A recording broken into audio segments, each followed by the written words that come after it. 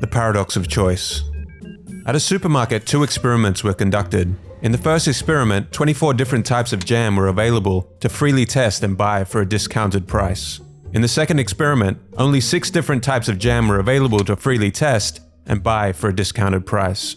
The first experiment attracted 60% of shoppers and 3% bought jam.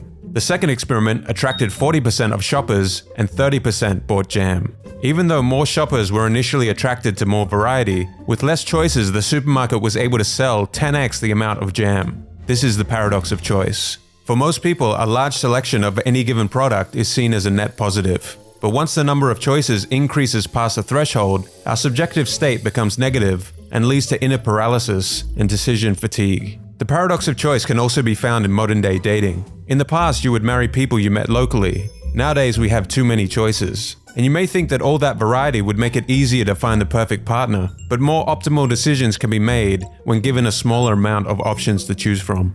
When faced with a small number of options, people can easily weigh the pros and cons of each and be fairly satisfied with whichever option they chose. When faced with a large number of options, knowing which option is best becomes more difficult, and the more options there are, the more chances there are of feeling regret. With more options, the more you feel the need to compare. The attractive features of the alternatives diminish the satisfaction in your final choice.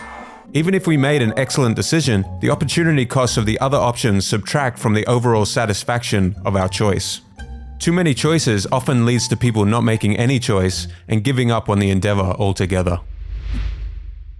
Be sure to check out the full-length series where we go through 21 of the most common mind traps, thinking errors, biases, effects, and other phenomenon that have the biggest impact on your thinking and decision making.